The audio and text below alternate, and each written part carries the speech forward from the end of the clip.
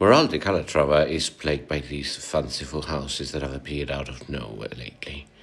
Follies, really, with columns and little details borrowed from an imagined past, wood, stone, grand entrances, a non-existent glory and, dare I say it, a whiff of empire. It's an epidemic of fancy. Here to the right is a good specimen. Construction post mid-sentence, maybe the rain, maybe life. But what we're looking at here is the contrast between the two portadas. That's gates to you. On the left, the traditional one, a proper entrance into a house that would have had industry at the back, bodega for wine or oil, quadra for horses, donkeys, posilga for pigs. So carts and animals needed to get in. Those entrances would be fronted by solid, heavy wooden gates made for movement, for labour. So look at those touchstones on either side of the doorway. They're there to protect the edges of the walls and the doors. So if something has to scrape, it scrapes the stone, not the corner, not the wood. Better to bruise a wheel than gouge the house. They even have a name, 2 names, guardacantos or guardaredas.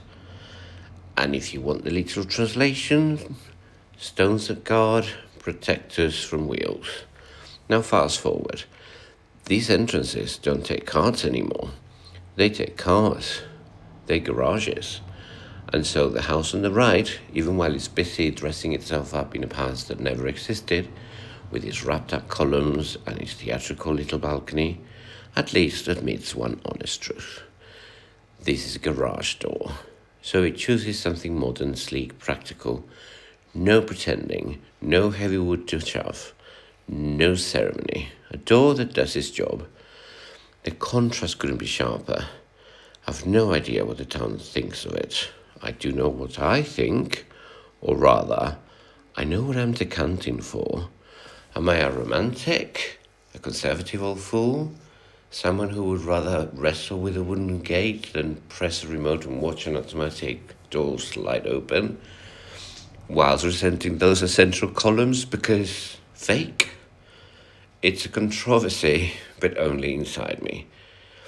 I can never quite decide what's good and what's bad. But my little heart, it tips left for the old portada, and especially for the guardacantos, the stones that stand there quietly, guarding the edges, like the house still remembers what used to pass through. So yes, let's be decisive here.